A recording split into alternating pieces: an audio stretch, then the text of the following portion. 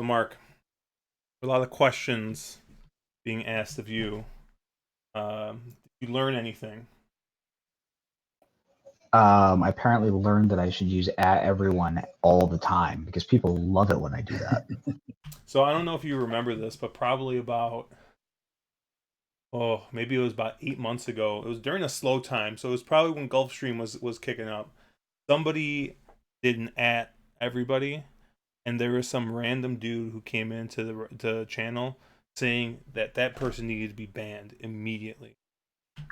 And I think it was Nafi who did it. It was like a mod. Some mod used that everyone, and I think we ended up banning him. It was kind of weird, but anyways, we are So all I the have to do to get Nofi banned is use that at everyone. Get him to use that everyone. Huh? he'd probably bite on that one. Anyways, we are the on the wrong lead team here. We got Pack right over there on the left, drinking. It looks like Maker's 46 with some ice. Yeah, Little Maker's 46 with some ice.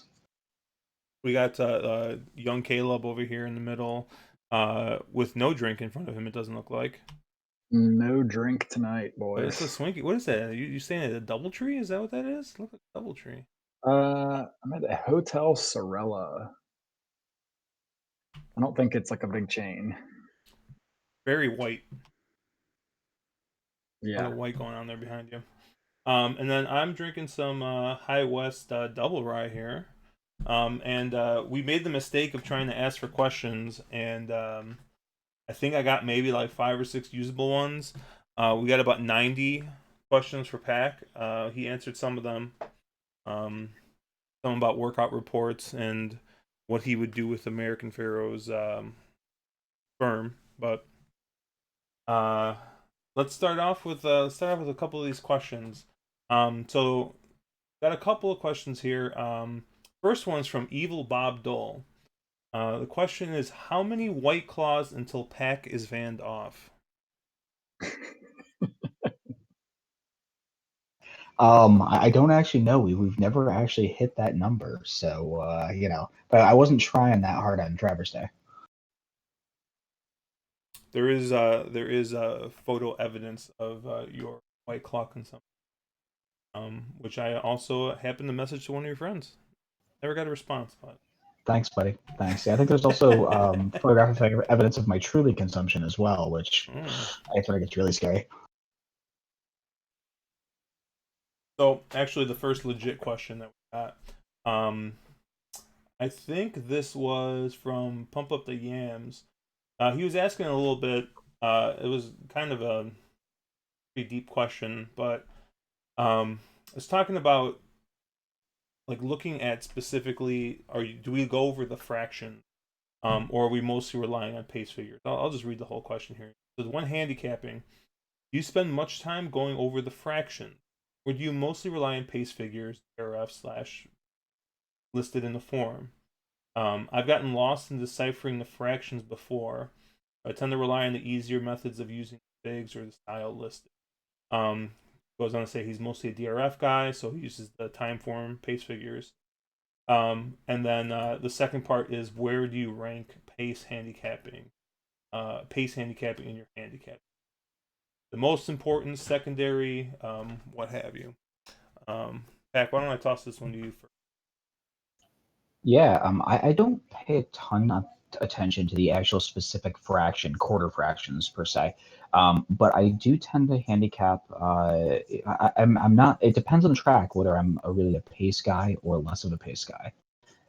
For an instance, at Saratoga, I tend to be much less of a pace guy, whereas now I'm playing with Keeneland a lot, and Keeneland, it's all about pace. So I think it does depend on the track, and it also depends on the type of races you're sort of approaching. But for me, what I do is I use formulators, so I can turn on. DRF has a fractional time form pace fig, so you can actually see overall early versus late pace, but you can also turn on each individual quarter fraction pace. So I'll oftentimes take a look at those. If I'm kind of trying to understand the pace, maybe you had a horse that, geez, it was first by 10 lengths, but all of a sudden then the next call it was, back to first by only a length, and then it still won or something. Like just how did the race set up?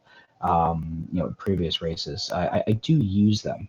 I will say though that I think there's the old pace makes the race adage, and I think to a lot of degrees pace does make the race. And we've seen that very often with big favorites that Matol losing at Saratoga. You can either say that was a pace setup, or you can say that it was a post position setup. But we've seen these where a lot of early fractions and races collapse. But I tend to find I pay a little more attention to pace the lower level the horse, the lower the class of horses are, and also horses that I have more form, I have more running lines with. That's where I tend to favor pace a little more. As far as how it plays in my handicapping, at a track like Saratoga, it might be the third or fourth thing I pay attention to. At a track like Keeneland, it's the top thing I pay attention to because we've seen a big closer bias, and horses with non-competitive speed figs are winning races. So again, I would never want to say, oh, it's absolutely, I always approach it this way. I think it really depends on the situation. Yeah, I think that is a pretty solid answer. I agree with everything Mark said. I think that for me, you really have to start, at the highest level of, are we talking about dirt or turf? And the question we talk pace is mostly related to dirt, so I would probably tend to focus the answer around that aspect. Um, for me, I do use pace, probably as always a top two factor, I would say. Sometimes it's less important, sometimes it's more, but when pace is less important to me, it probably means that there's no pace standouts. It doesn't mean that pace isn't important. It just means that you have what appears to be maybe an unclear pace scenario, or there's no definite leader, or there's a bunch of horses that, can't pass horses and all need the lead. That's when pace may be a little less important to me, rather than times when there is a clear leader or a horse that might be low in speed or the only closer in a field, in which case it obviously takes more prominence in the race. Um, I've used Briz a lot. I also do use Formulator. Formulator is really good because it color codes fractions for you. Timeform US, not just Formulator, but also Timeform US. So it'll color code a hot pace with red numbers and the slow pace with blue numbers, and that's not infallible. It is a computer algorithm, and there's times when it's going to give you some off numbers, but by and large, it's a pretty good barometer for what the pace was like that day. And that can be a big difference compared to looking at raw fractions, where I am a guy that looks at raw fractions, but I'd be probably a little cautious if you don't really know a track, because if you don't, tracks like Gulfstream, where sometimes they have these ridiculous run ups to the beam, they can get some really fast opening fractions. Other tracks are just notoriously slow. Santa Anita on the new surface is played a lot slower. So if you don't really have a good feel for the track and know what an average opening, fraction is for 6 furlongs at a, claiming 20,000 level, then I'd probably caution you about paying too much attention to raw fractions and rather uh, more or less look at the pace in terms of where the horse is in most of his races. Is he normally in the front? Is he normally right off the pace? Or is he normally 5, 6, 7 lengths back, as a closer? Yeah, so one thing Caleb mentioned in there that I think is really important is often when I'm looking at pace, I'm looking for pace standouts. And what that would mean is, hey, look, every horse, I'm in time form fig. Let's say every horse is running about an 80 early fraction, but I have one horse that runs a 110. I would assume that horse is going to be lone speed. And if the horse has some quality there, you get a lone speed is horribly deadly. So I'm looking for pace standouts. Do I have a horse that is a massive closer and he's going to have a ton of pace in front of him, and maybe his figs don't stand out, but geez, I know that there's a lot of speed in this race, and it's more than likely to fall apart. I'm looking for those pace standouts. I don't, get as granular as, oh, this horse is going to be third versus fifth in this race early, and therefore I don't like him. For me, it's more a factor of a rough race shape, and then is there a pace standout in there that would be a horse I wouldn't normally include on speed, but I would have to use because the pace setup really leans and says, yeah, that's a horse that I have to use in there. Question from the chat. I believe this user's name is Jack Mehoff. When are you answering Discord questions? I believe that's overdue. We'll do that at the end. Yeah, unlike you guys, pace is pretty much the first thing I look at. Um, I've I've done a couple, I think, of short videos of how I kind of look at a race first, and I tend to use mostly um, Briznets. But they have that nice race summary at the bottom. It's going to list all of the run styles, some pace figures, and that's legitimately the first thing I look at. Like Pax said, the first thing I'm looking for usually is any kind of exceptional pace scenarios. So, do we have lone speed? A little bit less used. Do we have a lone closer? Um, do we see a lot of speed into where you're going to want to be playing something that's more of a off the pace type? But both of you guys bring up really good points, specifically that you have to know where the pace figures are coming from. So you have to know which track they're coming from. Because as far as I know, Briz does not really um, have a track variant very much. So if they do adjust the pace figures for a track, it's probably not as great as something like Timeform.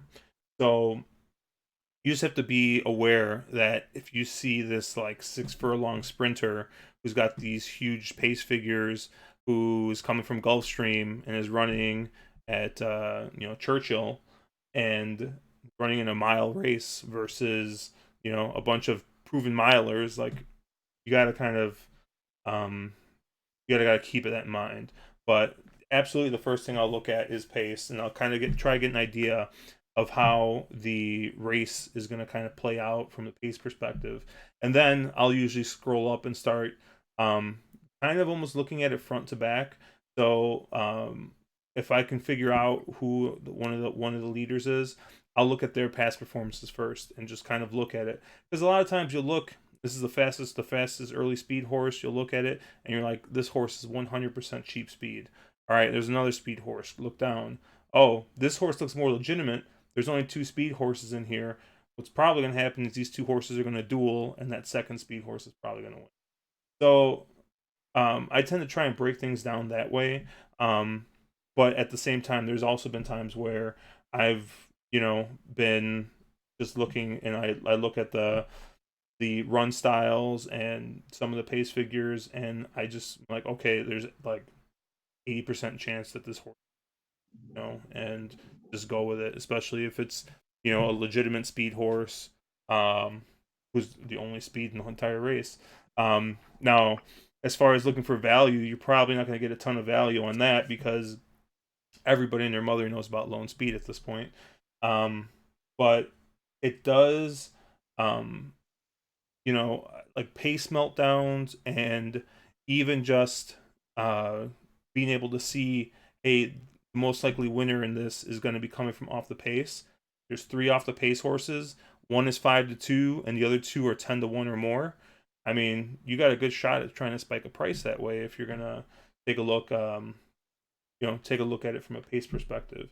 And especially, like I said, coming from someone who uses Briz, whose speed figures aren't that great, um, you know, for the most part, that's the first thing that I'm going to look at, and that's kind of where I'm going to get my strongest first opinion from is how the pace is going to kind of split out there.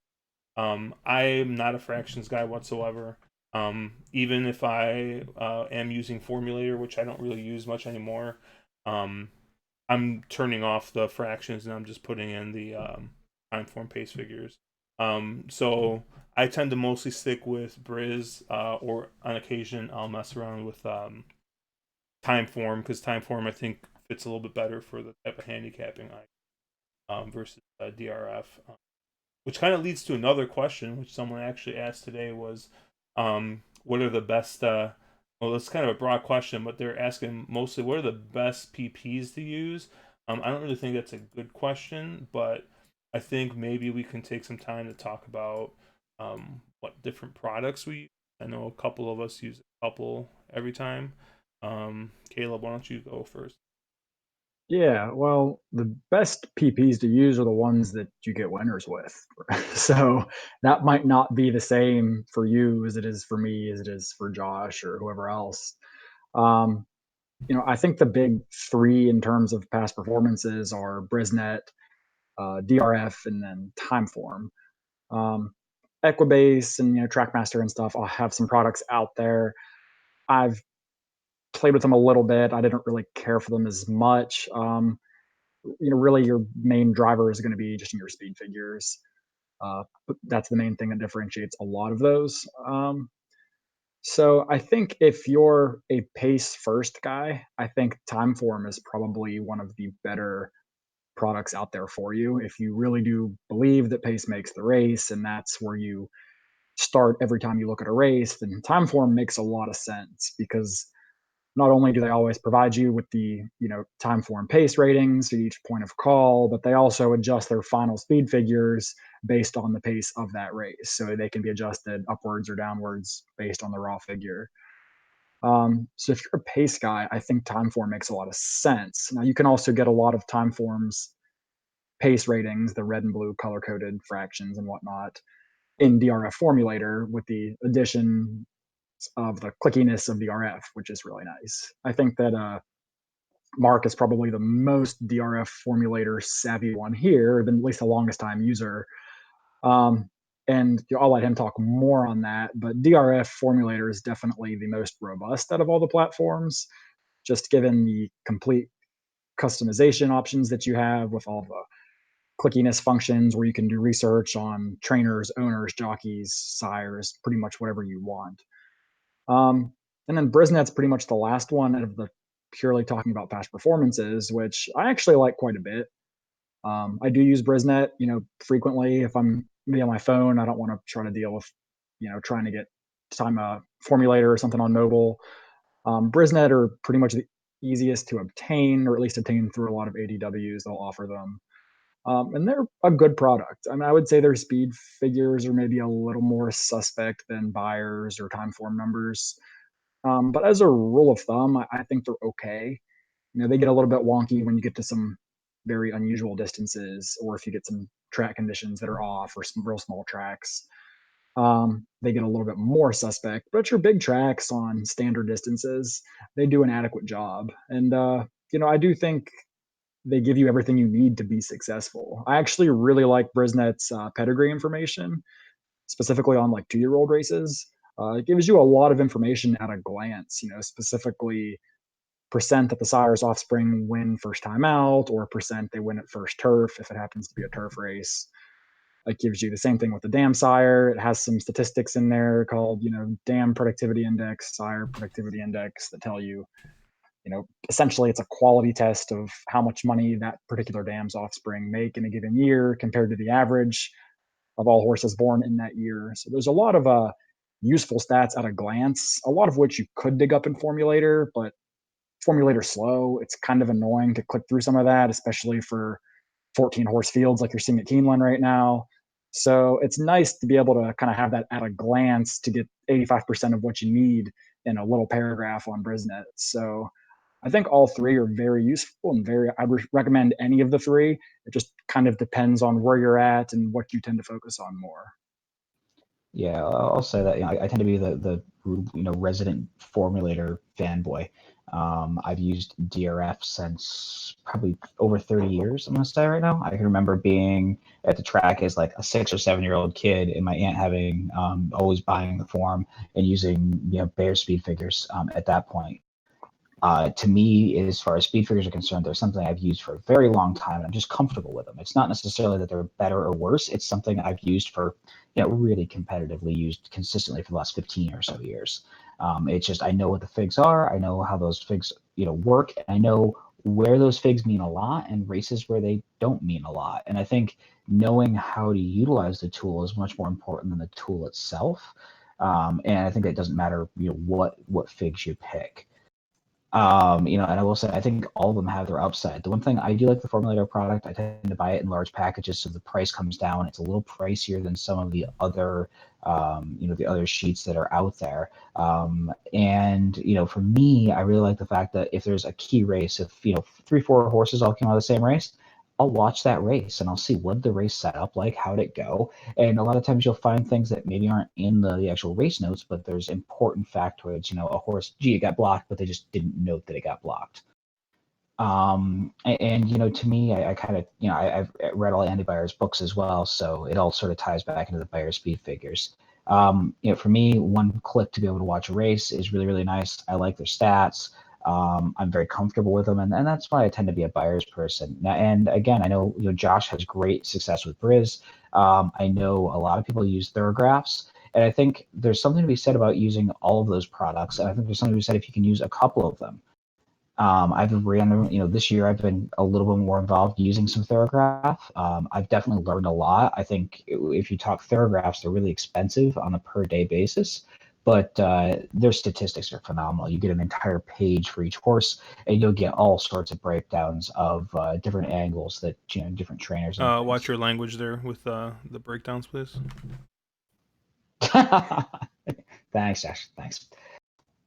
But yeah, I think Thorographs are really amazing. And if you're a graphical person, seeing a graph is really beneficial for you. I think Thorographs are absolutely wonderful as well. And it's what we haven't really talked about as much, but it's a very, very, very interesting product. A little pricey, but I think if you're somebody who plays a lot or you play big days, it's definitely something that's very useful. And we have some people on Discord that are very good at using them. And oftentimes I'll look at a race and be like, I have no idea how this race sets up. Hey, can some of the sheets guys take a look at this and see what they see. And a lot of times, if the Bears figs agree with the sheets, you can find a lot of value when those sorts of things happen. Yeah, don't ask Jerry Brown though. He'll just point to the formulator. Yeah, he'll point to formulator and workout reports and tell you that the sheets are the only thing you need to win. And I have pictures to prove this. But I think all of the different products have their upsides. For me, the clickability of Formulator is really nice, albeit it is slow, it is cumbersome. I'm hoping the new Formulator, once they get all the features built into it, will be a little better. And it seems to be that it's getting a lot better really quickly. Albeit I still find that I kind of levitate back to the older version just because I'm a little more comfortable with it. But being able to really quickly one-click watch videos, also a lot of things. Like I'm playing Keeneland. I don't know all the Kentucky trainers. I don't know all the Kentucky jocks. If I want to say, like I'm sitting here looking at the first at Keeneland tomorrow and I want to know, oh, hey, this David Cook guy, he's got 42 starts, 2 winners, 5% trainer. What tracks is he training at? What kind of horses is he running? I click on his name and it pulls up every starter he's had for the last 3 years. And I can see what kind of levels they're at, what kind of horses they are, and I have a better understanding of the trainer as a whole if I don't often see his name, not somebody I know. So, for those kind of reasons, Formulator is where I tend to go, but I do use other products as well. Yeah, I mean, Mark kind of mentioned it a little bit, but I'm pretty much like 90% a person. I know all of us kind of use the workout reports on the bigger days and bigger tracks when they're running, which help with those 2-year-olds. The reason I mostly use Briz is because it's the first one I learned how to read for the most part. But on top of that, I just think that the way it lays out the information to me makes most sense.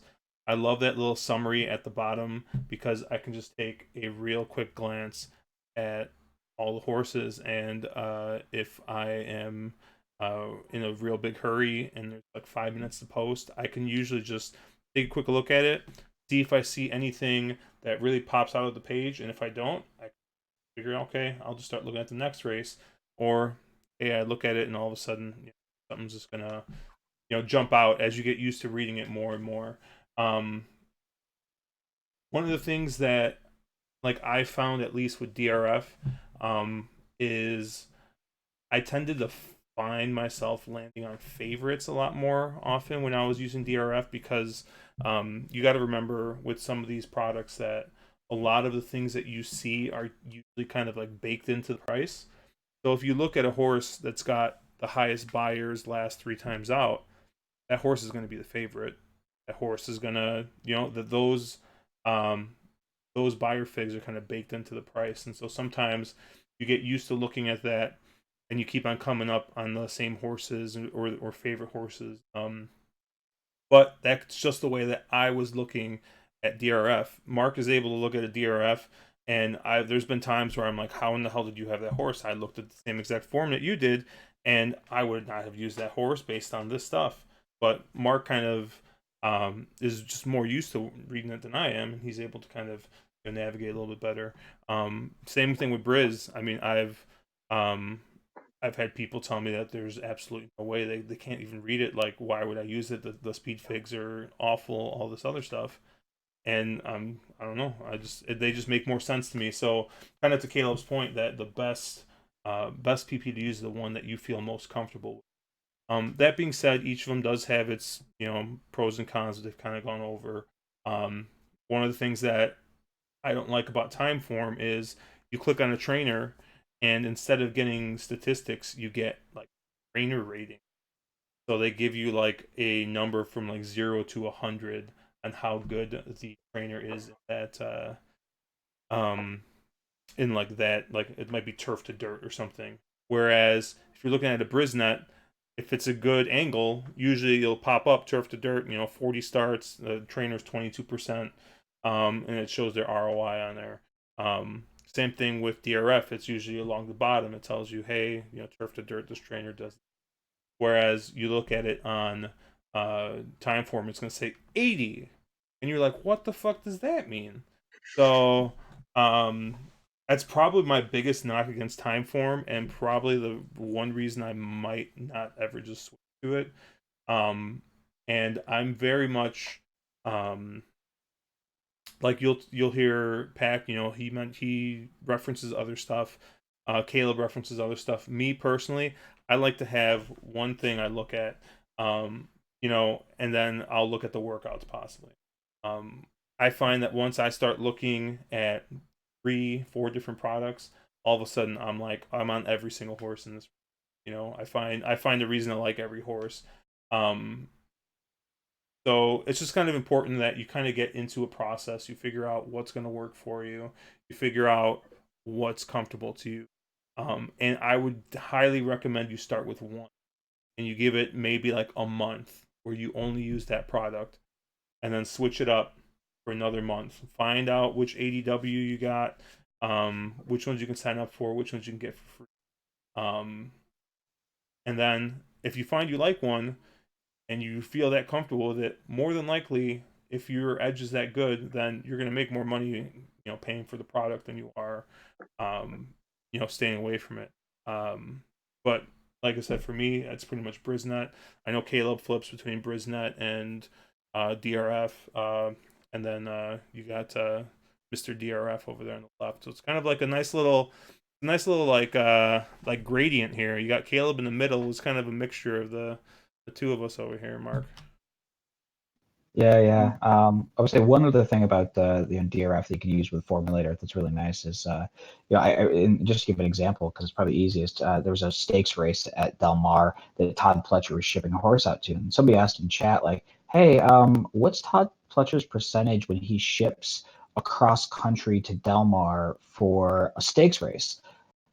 I was able to actually say, okay, click on Todd Pletcher, and I go in and I can do a sort, and I can see, okay, in the last 3 years, when Todd Pletcher has shipped from the NYRA circuit to California, what was his in a stakes race? What was his win percentage?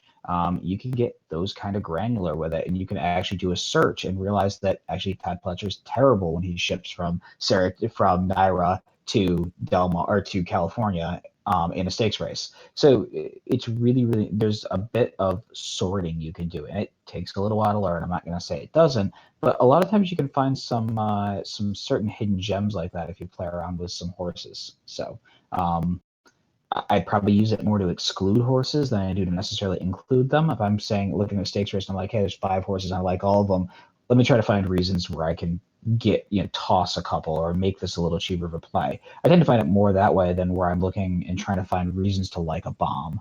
But again, I'm more of a horizontal player, so it probably plays into my play style more than a vertical player who's looking for those prices to suck up in the bottom end. Yeah, like fade Deanway Lucas in 2-year-old races, right? Hey, No Saratoga, regrets. At totally, Saratoga, always especially, fade right? him. Yeah. It only burned It us just all about 3 times. it just warms my heart to hear Mark saying he's using Thorographs now. I don't use them a ton. But where I will use them is I'll kind of pull them out and take a look. It's been a product that I was never comfortable with. There's a huge learning curve, and but it's something that I'm using a little bit more and more, and I think it's a nice tool. There's definitely their statistics are phenomenal. If you're a numbers guy and you want to look through and say they have just granularity of statistics that's just insane. So if you're somebody that third time maiden first turf kind of a thing, like they have these really granular levels and they break it all out, which is pretty slick. And you get to yell Sheets Horse. You do get to go sheet source, yes. All right, so there's another question here. It's more of a DRF question, but I mean, there's something similar in Brisbane to talk about. Ski for Fun posted this. So he's talking about wet track. He knows that we love Tomlinson on the wet track.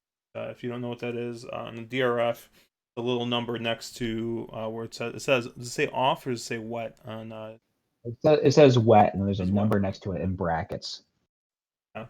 There's similar numbers in Briz too. It's a rating from like 1 to like 120 or 100 or like 95 to 120. Forget what the exact same thing. Higher numbers. Um. So for wet, for horses in the mud, we love using them. Do you put as much weight on Tomlinson's for anything like first time turf or maiden? I do take a look at them. Maiden's not as much, but I will take a look at Tomlinson's for the turf. If you see a first time turfer that's got like a 120 Tomlinson, you just go, oh, okay, like trainer's trying something just to try it. Unless you see a trainer that has a really great percentage when he goes dirt to turf, those types of things. And again, just to give the quick Tomlinson thing, Tomlinsons are a pedigree analysis. So it's just looking at the propensity of that pedigree to be able to run on a surface or in a certain condition. I'm going to take form over Tomlinson's every time. So if I have a horse that's got a real low Tomlinson in the wet, but I see that horse wins in the wet, I'm going to definitely use that horse. I'm not going to fade a horse because it doesn't have wet Tomlinsons. For me, Tomlinsons are a good way, though, of oftentimes I use them a lot at Saratoga. We have tendency to get rainstorms that come through. You have a turf race, it gets taken off. You got a bunch of turf horses, and you're trying to figure out which one's going to handle the off going. For me, looking at Tomlinson numbers is really helpful. It helps you find that horse that, oh, it's a turf horse, but it should be able to handle the off going versus a turf horse that might not handle it at all. But yeah, I do use them a little bit, but it's more along the lines of, oh geez, I don't know this pedigree, I don't know this trainer. Trainer doesn't have great stats. Is this move a move where they're a desperation move? They're trying to hoping for something, or is this a move where this looks likely to put the horse onto the right surface? Yeah, Yeah, I think Mark has that covered. Go ahead. yeah. So I just pulled up PP here for the what might be the last racetrack that's ever going to be left in Illinois, which is Hawthorne, for tomorrow. So the first race here is Maiden Claiming.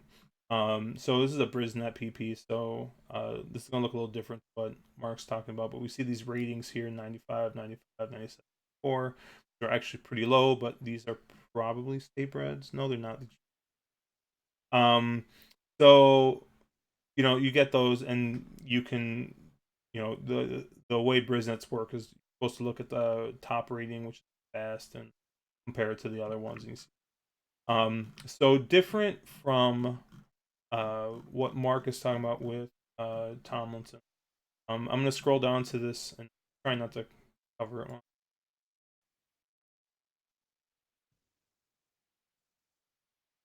Hopefully you can see that. So if we go down here to this race summary here, you see a lot of breeding stats, and ones that I like to use you get the first time percentage, like first time starter. These horses all look like they're perennial losers except for one of them. So probably the horse. Um, and then you also get like a mud percentage, which isn't a true. It's not like a Tomlinson number where it's a rating, but you can at least see how often the sire produces mud winners.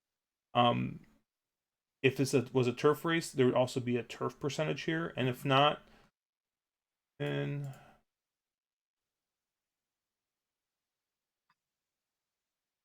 anyways, if you zoom in and you can see that you can see sire stats which show mud percentage, and then if this is a turf race, you'd see.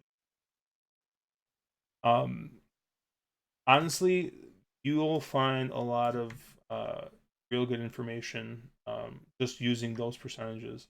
The other day at Santa Anita, there was a turf race. I don't remember if it was a maiden race or maiden claiming, um, but some 31-1 won the race, and the whole angle I had on that was uh, first time on the turf, its sire was producing at like 33%, and the rest of them were just not real good turf sires.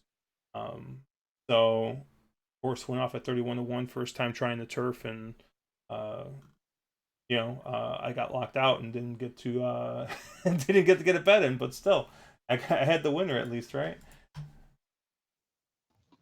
Yeah, I was gonna say another place where I tend to use Tomlinson numbers is you often get these times where sort of horses are being prepped for the breeders, yeah, or for the Derby Trail, and you get these horses that, and obviously in the United States, the money is really on putting a horse on dirt. That's where the big money is and all the big stakes races. So you get these horses that kind of run the Derby Trail, and they either make the Derby and don't do well, or they sort of fall off the Derby Trail, and then a lot of times you'll see them trying turf for the first time. A lot of those horses are horses that were solid, legit horses, really good pedigrees, but it's sort of this, okay, are they going to be able to handle turf? And I think, those numbers can be helpful in those types of situations of, is this horse a legitimate turf horse?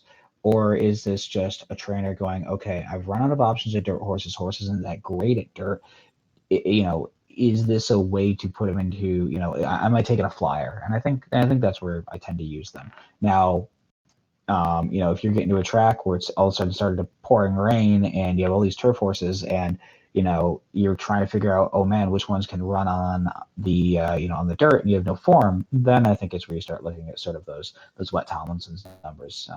They're always my second choice. I'm going to look for form first, but without form, big Wet Tommies you can make a lot of money on big Wet Tommies. Let's put it that way. I know it sounds great, right? But no, the thing is, people don't know what that number is. So until you tell them, they have no clue. So it starts raining, and people are just guessing. And it's a thing that you can go. You have information that other people don't have, or other people have and don't know how to utilize, which is in the horse racing game. That's when it's very advantageous to be a horse player. And what's that threshold for Tomlinson's where it typically starts to indicate a horse performs well? Like 350? I know over 400 is usually where I start to really look. Yeah, I tend to look. 400 is the number that I tend to use on the wet. Turf numbers are lower. Turf number is more like a 300 turf. It tends to be that it's going to have good turf pedigree. But for a wet horse, if you get a wet horse, anything over 400, they're pretty much going to handle it. Yeah, and you'll notice if you actually, compare Briz and DRF, as someone who uses both, that your mud percentage numbers on the Brisnet forms typically agree pretty well with your Tomlinsons on your DRF forms. So if you have an Uncle Mo colt, out of a APND dam sire, you're probably going to have a very high Tomlinson and a very high mud percent winner for both of those sire and dam sire on the Brisnet form. So that's a good way to kind of gut check that. Um, I put a lot of, as Mark said, not to rehash the whole discussion, but previous form is most important. Beyond that, I put a lot of weight into Wet Tomlinsons. I'll buy DRF purely to look at the Wet Tomlinsons if I'm playing an off track.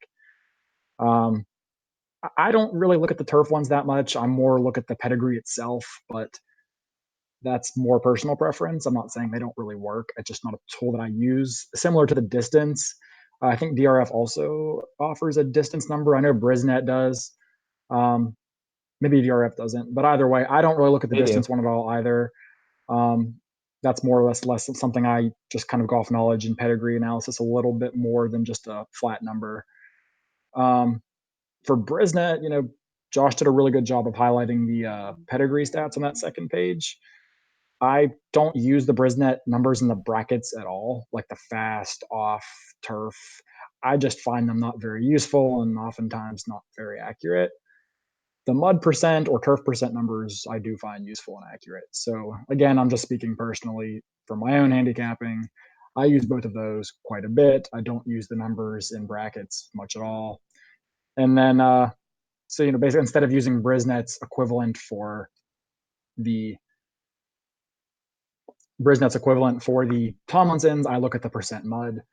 And instead of using the distance number, for Brisnet Tomlinsons, I look at the average winning distance in the pedigree page. And I don't have a PP up or I would show it, but there is yeah.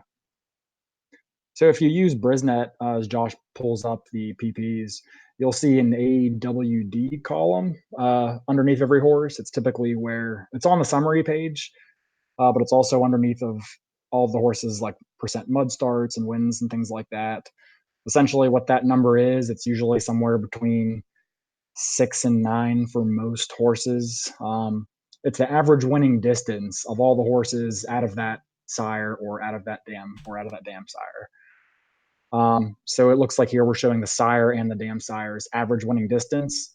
So that means, the 2-horse like Silver, whoever his sire is, which isn't listed here, the average winning distance of all of his offspring is 6.2 furlongs. So to me, that tells me this horse is more of a sprinter, probably doesn't really want to go a route. The dam is 7.6. To me, that does suggest a route. So this horse may be able to handle it. It may be more of a sprinter. And, that's maybe not the most indicative sign when you have some conflicting information like that. But if I do see an average winning distance for both the sire and dam sire that's less than 7 furlongs, and then I get a horse that's trying a route for the first time, I'll probably fade that horse a little bit unless I have another reason to really believe it or think that this trainer is very good at stretching them out or anything else. Similarly, it's, if I see a horse that comes out of horses with average winning distances of 8 furlongs and 8.2 furlongs, Giant's Causeway and whatever else, then I'd be a lot more likely to trust that horse trying 2 turns for the first time. The only thing I would caution is with freshman sires or very young, second crop stallions. Almost all 2-year-old races are 4.5 furlongs initially. A lot of 5 furlong 2-year-old races. So sometimes those numbers can be a little artificially low for horses that, stallions that haven't had many offspring race, just because so many of those juvenile races are short sprints. For the record, if this 2 goes even remotely close to 4-1, you should probably go. There's no way that this 2 is going to go off at anything close to 4. Who's going to be like even money or less in like the 14 horse field, 12 horse field. Yeah, I think it's out of Cantharos and is already put up a park. So there you go. There's a pick for them. I think we covered that pretty good. Last question I had, since we already talked about the Van Doff pack, was it's just a general some of our favorite angles to play. I know we constantly joke about Pack getting Van Doff by White Claws, but I don't know why, but for some reason we'll joke about the Van Doff angle, and all of a sudden the thing will fucking hit. Like I don't know. There's probably has to be something about it, about the fact that the horse either has time to recover or something. I don't know. I mean, generally, I would only use it with a horse that was actually a horse to begin with, or that might have been a contender to win the race. I think more often than not, it's more of a dirtied up form thing than anything, where people see the horse was vanned off and maybe just took a bad step and it was precaution, and you just see the word vanned off as opposed to somebody actually clicks through and watches the replay and notices, oh, the horse looked okay. I think it was caution versus you know horse horse kicked the rider off, tripped over itself, rolled around on the ground a little bit, then got up and got vanned off. Um, but that actually is something that occasionally I'll look at. But it's more than just being vanned off. It's just that dirtied up form. Read the notes and. But Pack, I know Yeah. you got a couple angles that you talk I would say about. one thing to add under the Van off angles. Oftentimes you see with these Van off horses that they were Van off. They'll take a 180-day layoff, and then they'll come back at they've run an allowance where they're Van off, and they come back at a claiming 10. So they're taking a massive drop in class. So I always look at the Van off angle more along the lines of horse got a big break, got to get turned out in the farm, and then came back and had a massive drop in class. Oftentimes you see those things being accompanied. To me, those other factors are much bigger than the Van Doff angle, but you happen to see, Van Doff in the form, and then you kind of wonder what else happened. For me, I will just come out and say I am a sucker for a first time gelding. It's something that I always pay attention to. There was one that won at Keeneland that had no business winning at 11 or 12 to 1 today, in a race that, if you looked at figs, the horse was probably seventh or eighth out of like a 12 horse field in last out fig, but first time gelding, and the horse won. Oftentimes, the logic behind first time gelding is that oftentimes with the horse, it'll help them focus better in the morning after they're gelded, and also sometimes horses will move better. They will run a little better. They'll have a smoother action after they're gelded, and that'll make them make them run a little better. So I always like a first time gelding. I'm trying to think other angles that I really like to look at. First time Lasix I think can be a thing, but I think Caleb will come out and probably come back on my first time Lasix that it's an angle you have to use appropriately. Lasix does not fix a terrible horse. Lasix fixes a horse with an issue. Now, where I'll look at a first time Lasix would be maybe you had a European horse who was a consistently solid horse and then runs an absolute clunker of the race, and is beaten by 30 lengths, and then ships to the United States, has 6 months layoff, and appears in the Chad Brown barn. Okay, it gets first time Lasix. Then you go, well, okay, that's a legit first time Lasix angle because that horse, obviously had a bleeding problem. They shipped him to the United States because they did. They could have Lasix here, they can't in Europe, and it could help that issue. I don't think you necessarily just bet for time Lasix because it's Lasix. I think you bet it when there's other accompanying angles. But oftentimes you can find horses that make sense that, sometimes in the notes it'll actually say bled. Sometimes you'll actually see certain trainers are very good with that angle. So I think that's another one that oftentimes you can kind of find value around. I don't know. I'll let Caleb go, and I'll probably think of some other angles that I like to look for. Yeah, that's a good question. And there's a lot of different ways you can go with it. Um, and we may not share the same angles even. I'm not a huge, first time Lasix guy. But like I said, there are times that, like Mark said, there are times where it can be super profitable and a good angle to use. It's just hard to discern sometimes unless you have information that would lead you to believe the horse is going to improve, rather than just the fact that he adds a drug and you have no context or background.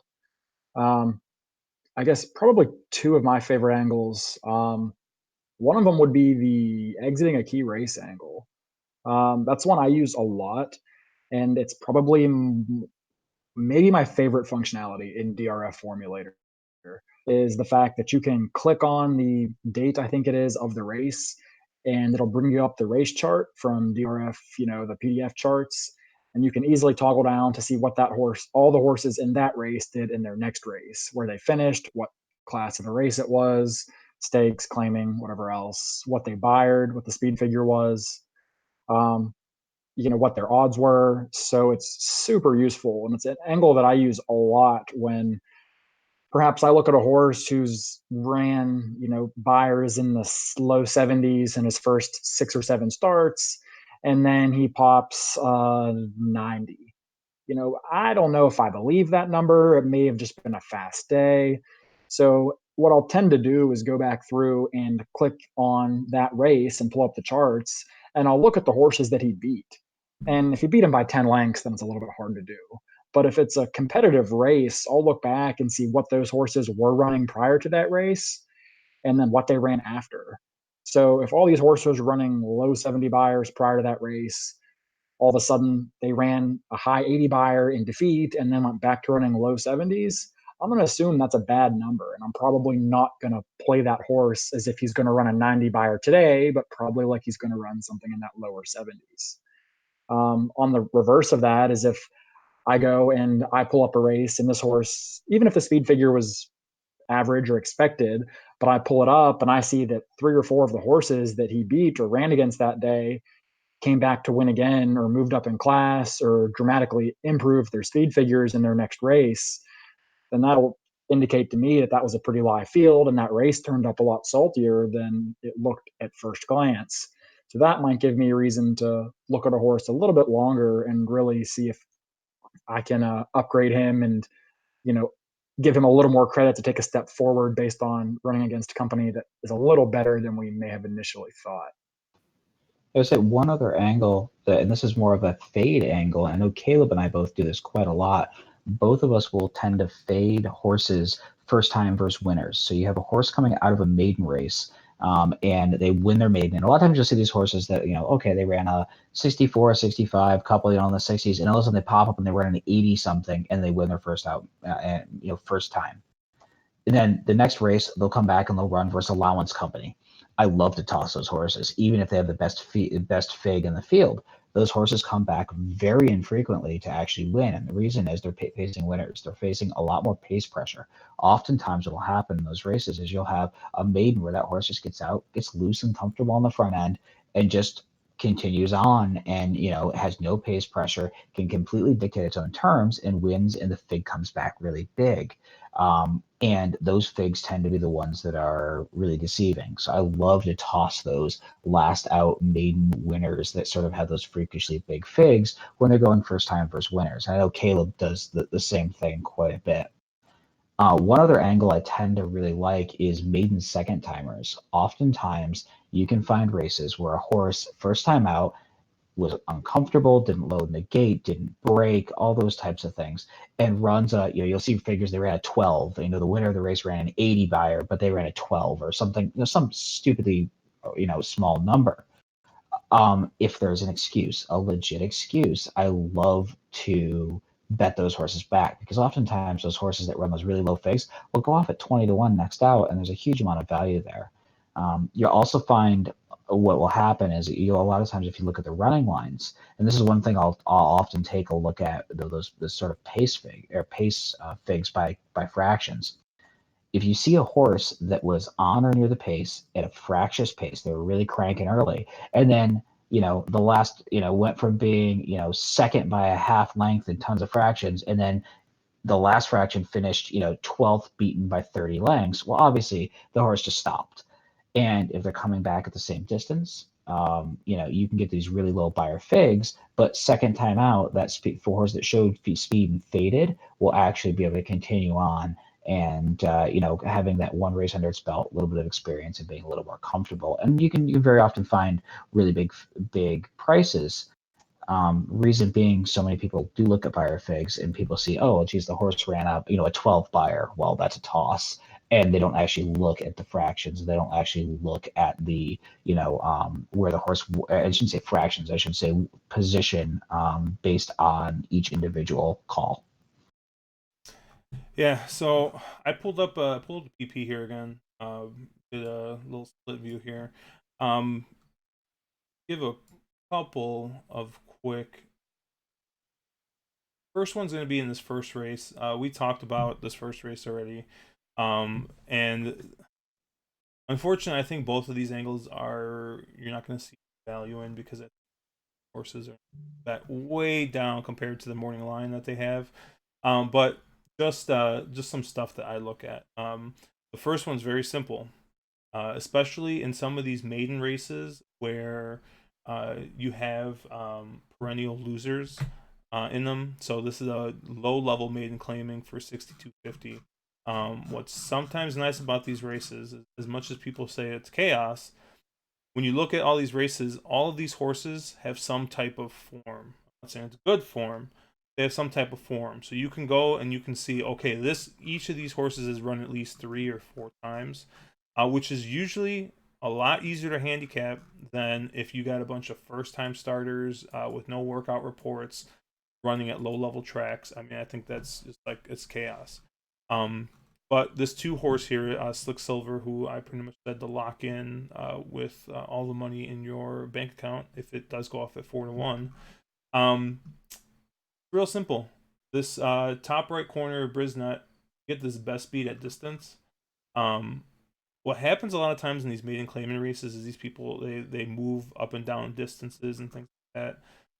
But when I see one horse that has run an 80 at the distance and the rest of the horses have barely eclipsed the 60, I mean, this horse obviously is gonna run much better race most of the time compared to the rest of these horses at this distance. There's other reasons I like this too, mostly because of it's actually a legit horse coming out of the Asmussen barn versus a bunch of just very bad horses. But it's just something to keep out. Sometimes, especially when you get races where you don't have horses with a lot of form at distance, you'll see a couple big numbers up there. And at least that's the first place that my eye tends to. The second here is going to be in this 4th race here at Hawthorne, and it's a simple pace play. Um, it's kind of lone speed. We see here the 3 Tanzanite Cat has got an E8 run style and points. If you look down, you see a couple EP horses, which, especially in a low level race, probably means that the horse is going to want to be forwardly placed no matter. But when you look at the speed points, you see that there's nothing else that's even close to this 8. You got a couple 6s. That to me tells me that this horse is absolutely 100% going to. Now, this horse does present some other problems because when you actually look at the PP, you realize that the horse is coming off, I believe, a 4-year layoff, and then came back and ran at AP. One thing that does give me some hope are these E1 and E2 pace figures are still very good. So I still think that this horse is going to speed. It's just whether or not the horse is going to hold on. Now, whether or not we get 8-1 on the lone speed horse, that might be cheap speed, but was a legit horse running in the Southwest in the Sunland Derby before. So the horse is 8 now, though. So who knows? Hawthorne is a crazy place. But these are just kind of a couple things that I tend to try and look for. You'll see these at regular racetracks as well. And oftentimes you'll get pretty decent prices on it. So I believe we did have another question. Hey, Josh. Oh, yep. Can I toss one more out where you're looking up the other question? Yep. One other thing I tend to look for, and I tend to follow the jocks a lot, which is very successful at Saratoga. If you see, there are certain jockeys who always ride the same barn. If it's an Ortiz, they ride a lot of Chad Browns, or Johnny Velasquez riding for Todd Pletcher. There's a lot of those known trainer jockey connections. There are certain jockeys that freelance a lot, and somebody like a Saez, a JJ Castellano, or Giselle Rosario. If you see one of those jockeys riding for like a no-name trainer that you've never heard of in a race, those tend to be very live horses. One I picked up on the last weekend at Saratoga was JJ was riding a Tom Morley horse that Manny had ridden a bunch of times, and regular New York jocks. All of a sudden, JJ hops on the horse, and you kind of go, that's interesting. And horse went up at 5-1, and won by a head. A lot of times you can find those. There are certain jocks who are sort of known to freelance and are known to pick up mounts from smaller trainers if they're very live. And if you know your trainers, you know your circuits, you can find a lot of those and find a lot of value with those horses. Yeah. So we got another question from Come Up the Yam. kind of once again, it's a generic question, but I think it gives us some good discussion points. Because kind of generic, but can you talk about some structure and value? What is your strategy specifically with horizontal? I can start that because I don't play horizontal art. Um, but one thing that I have kind of taken a liking to, and I feel a lot better about, compared, like, I will look at this the ABC structure and come up with monster tickets that cost an excessive amount of money for 50 cents. Um, and what I've found is I try and make sure that no matter what, if I'm playing a ticket, that I definitely, no matter what, have at least two different tickets that I have for more than 1x. So if I'm playing a pick four, that means I'm not playing a 50-cent pick four. I'm playing it at least for $1. And if I'm gonna play some B's and C's, I'll make those as 50 cents. Um, and what I found is, you want to make sure that when you have a strong opinion, or whenever you hit on your strongest opinions, you're getting paid for them. What's real easy, at least in my opinion, to do is with an ABC ticket is be like, okay, I got $100. I want to play a pick four, and let's do this 100 ABC, and it's like you cover like 8 horses in every race, and with A, B's, and C's, you got maybe one leg where you only got 3 horses, or you're like, okay, it's $100 ticket. Thing is that you're still only playing. You might still only be playing your A's for 50 cents. When in reality, if you're playing $100 in the pick four, you probably want to be hitting your all A ticket for at least $1.50. You know, so just take a look at the way you play tickets, and your A ticket should always at least be 2x. Because I mean, when you hit on an all A ticket, I mean, especially on a big day, I mean, $1 pick four that I hit on Derby Day paid, what did I pay, like 4 grand? You know, Yeah, 4 grand. and it was $1. I could have easily played it for 50 cents, and played it, more spread. But instead, what I did was I'm like, all right, these are my strongest opinions. Here's my single. Play it for $1. Let's not spread. And when it hit, I got paid off for it. Now your strike rate is going to go down a little bit, but hopefully your strike rate goes down in in the name of less efficient tickets that maybe only are paying you back, um, aren't paying you back more than you're spending while playing inefficient. I know that probably doesn't make a lot of sense, but Pack, you can probably explain a little bit better. Yeah, I would say one thing that I've kind of done is like I looked at Keeneland's card today and I looked at earlier the late pick five.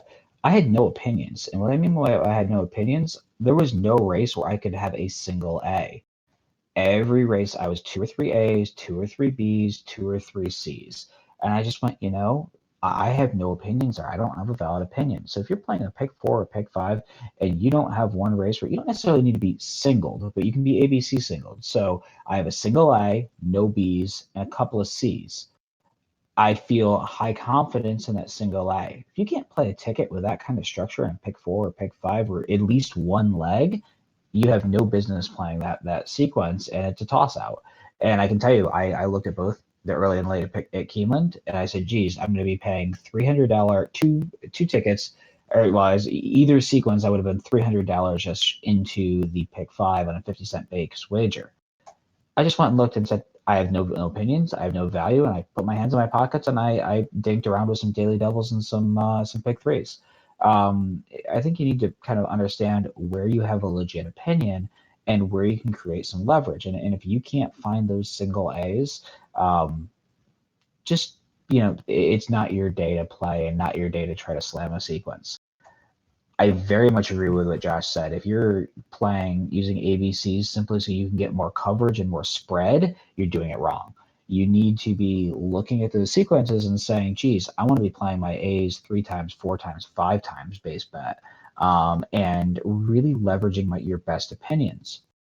I think something else people get really caught up in is an A horse is your horse that's most likely to win the race, but it can also be a horse that you think offers a huge amount of compelling value. I think a lot of people will look at it and say, "Oh, there's a using And to go back to Josh's Derby Day analogy, on Derby Day he had as an A one horse that I think went off at about 10 to 1, and one horse that went off I think at 8 to 1, both as A's, and he was only on a $20 ticket with two singles in between it. I think, or sorry, $24 ticket, I think. So there's nothing wrong with using a price horse as an A if you feel like you had compelling value. And to give people some background on that ticket, both of those price horses were works horses. They were horses we had picked off the workout reports as having really good work since a previous race. And one of those horses had bled in its previous race, finished dead last by a million lengths, but it's a trainer that we know is very good with fillies, and it was Sargani Empress was the horse. She went off 8 to 1 in the Oaks, and it was a massive payout.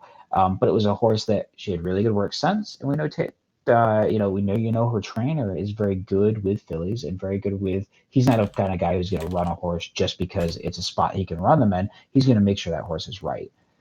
So I think you need to be a little more comfortable with using some prices on the front end of your tickets and trying to move that value, trying to move that value to the front end and then spreading in other legs.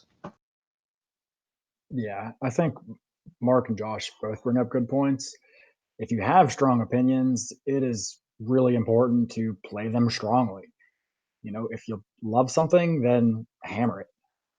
If you don't love something, then you probably shouldn't be playing $2 or $3 base bets with your all A's if you don't really have a lot of confidence in your A's to begin with. I think that's probably the key thing to take away, in that it depends if you're really playing for action or for entertainment, or are you playing because you really want to win money. And of course, obviously the answer is both.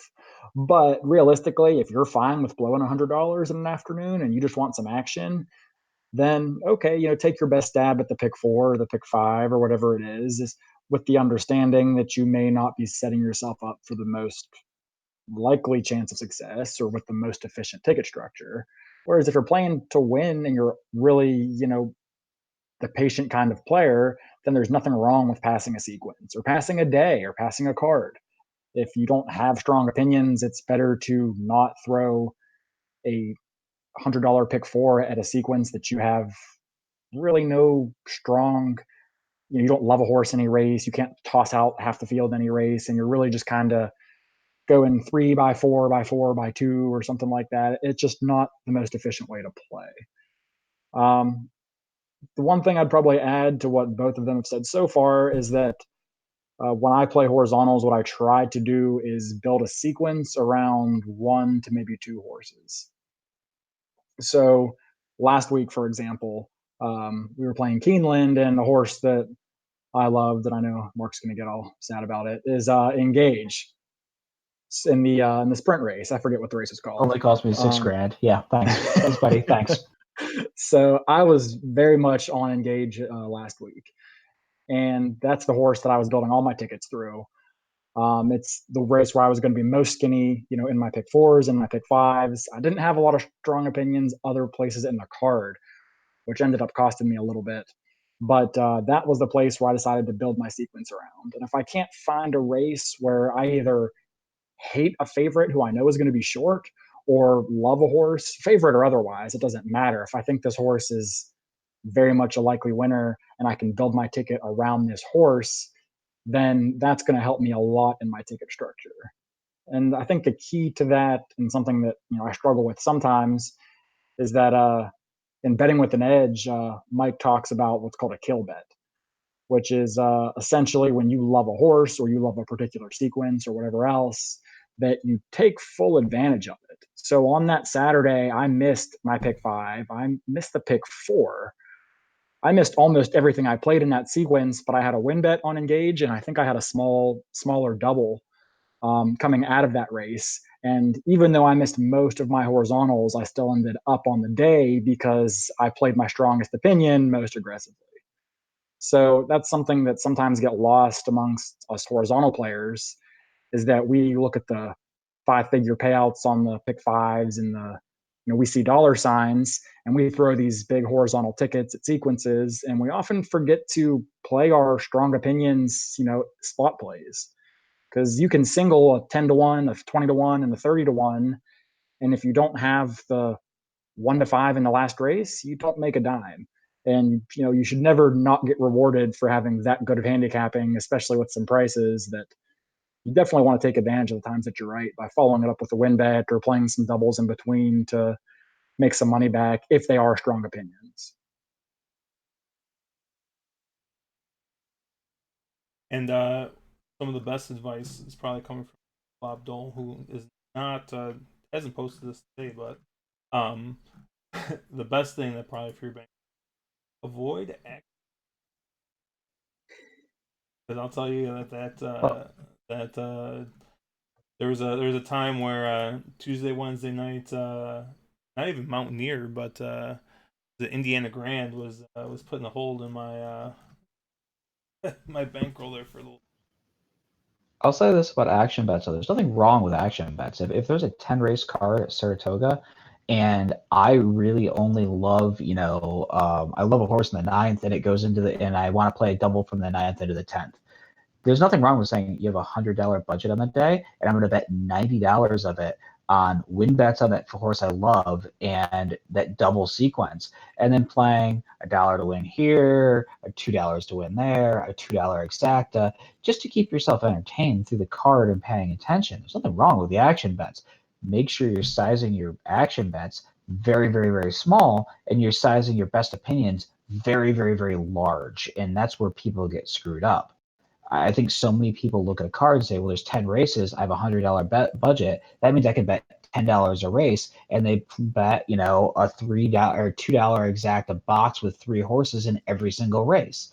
That's how you just burn money long term. You had no opinions. You played every race equally. Instead of going through the card, say, boy, I have a good opinion here. I'm going to focus in on this one race, and I'm going to bet 90% on my daily budget on this one sequence that I have the best opinion on. Yeah, I feel personally. It was pointed 100% right at you. Yeah, no. One of the things that I've actually taken a liking to is if I sit here and I break down a card, especially for our videos, um, and I'm not really in love with what I come up with, and I only find a couple places I want to spot play. I've been doing some of those pick and praise, and I know 6421 had a question about talking about tournament. That I think Murphy's gonna he's had a situation today. Sounds not a good day. So I think he's gonna put up another video since he's our resident tournament expert. Um, but you can play those tournaments, like I said, for as low as $3. So yeah, it sucks when you hit two $20 horses and you only win $16 for winning the tournament. Not that that's ever Josh, it happened to sounds me at like all. you're talking from experience here Yeah, about not that that's playing ever a happened to $3 me or tournament when you not. have some legit opinions. Yeah, not that that's ever happened or not, but uh, at the same time, you're only risking $dollars. So. But um, it looks like we got one last question here. Someone asking, why is outside speed considered dangerous, especially if controlling? Figure speed to the inside, the ideal.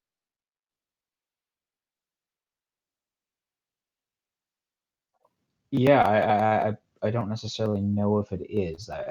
That's not something I've never looked at outside speed as being dangerous as when it's controlling outside speed. There are certain tracks where outside speed is very, very, very good. And those are tracks where horses from the outside can clear, and maybe you have an impeded inside path. But I wouldn't necessarily paint that as an absolute. To me, and again, you need to know your track. There are certain tracks that For whatever reason, speed from, I don't know, like Keeneland last week has been, the inside has been just sort of terrible. So you need to know kind of those types of biases. I don't necessarily think outside controlling speed is necessarily a great thing, especially if it's a need the lead type. But there is some methodology to the fact that certain horses are good at being outside, not necessarily controlling, but being able to stalking speed, and they're going to be able to assume that stalking position. So if you have, maybe cheap speed drawn inside, an outside speed horse can clear the field, is not going to be impeded on the inside, and then can stalk and has that sort of stalk and pounce. Caleb, same for you, same way you look at it. Yeah, I agree for the most part. I think the question, when you say outside speed, is it dangerous? I think the way I really look at that question is more of why is inside speed sometimes disadvantaged when there's speed drawn to the outside? That's kind of how I interpret that a little more, because inherently, I don't think outside speed is necessarily dangerous in and of itself. And controlling speed is always dangerous, regardless of where it's placed. But I think that when you have a horse who's typically a speed horse or a horse that likes to be up or on the lead, um, it it is tough with an inside draw, specifically if you get the rail and you have outside speed, immediately drawn, in the two hole or anywhere to the outside of you, because the outside posts have a lot more options of how they're typically going to ride that race. The jockey can obviously send and engage in a speed duel up front, but he's not necessarily required to do that. If he wants, he can let the one horse or the horses to his inside go. He can sit just off the pace. He gets a good view of the pace scenario developing in front of him, and he gets him a little more flexibility. There's no chance he's really going to get stuck in behind horses or that he's going to be walled off or shut off against the rail or anything like that. So it gives the jockey a lot more options when you have a outside post with a speed horse, because you can always send, but you also have the option to take up a little bit, which is oftentimes a much trickier ride when you have a horse that draws the rail. You can look back at, Hidden Scroll for a few of his races when they tried to rate him off the rail and it was disastrous, or Matoli on the rail, albeit a very dead rail at Saratoga, where he gets pretty much no options other than to send, and he burns up on the lead, dueling with Strike Power, I think it was, and Imperial Hint just romps. Imperial Hint's that time sat that perfect trip where he was drawn a little bit to the outside of the two main speeds, and he was able to let the two speeds go, take that perfect stalking position just off the pace, and then blow by, on the turn when the two leaders were dueling, kind of wearing themselves out. And it's also important to remember that horses are not necessarily machines. These are animals. And a lot of times when a horse hooks another horse on the lead or gets eye to eye, they're going to want to go and they're not going to want to relax. A lot of horses don't do well with getting past. They don't like horses that are on their flank or right outside of them, and they react poorly to that. And they might get a little bit rank. They might start pulling at the reins a little bit. So those are all factors that are a little disadvantaged when you have a horse that's stuck on the inside and pretty much has limited options when he can, whether he sends or whether he ends up getting hooked into a speed duel. A lot of other horses don't like to pass on the inside. Especially younger horses, you'll see this a lot, where horses don't like to pass other horses, in between the rail and a horse to their outside. It's a tight gap. They get a little shy, and sometimes they don't want to go through that hole. So it's not that they can't pass them or that they don't have enough horse left or enough speed, but they just aren't going to commit to going through that hole. So you don't typically have those issues when you're drawn outside. So I think it's not so much that outside is inherently dangerous when it's speed. It's just that you get a lot more options. And the inside drawn speed in a race that has other speed can oftentimes be at a bit of a disadvantage just from a tactic standpoint. Comment from the chat: Guy in the polo is hot. Please reply to this.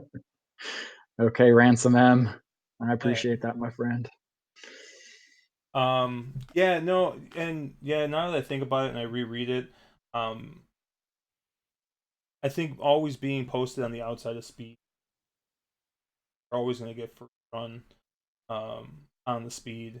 So if you're two horses that are kind of dueling, that second horse, the jockey on the second horse and it's on the outside has always got the option to kind of sit back just a little bit, to kind of save that little extra for that first run.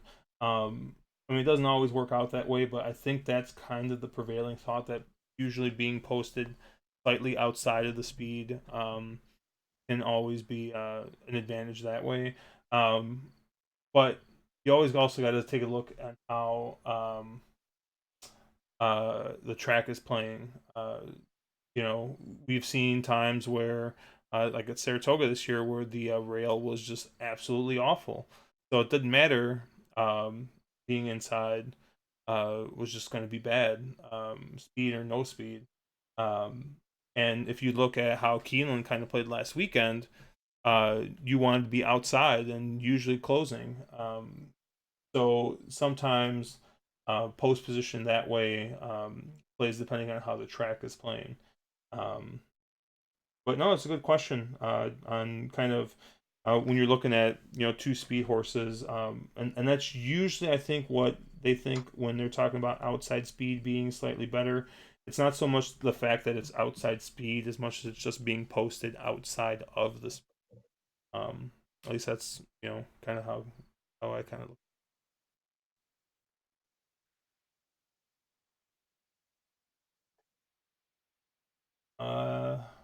We got another question, but I think that one's going to be more towards the questions that were tossed towards Pack earlier today. Doom questions. So I'm just going to hide that one.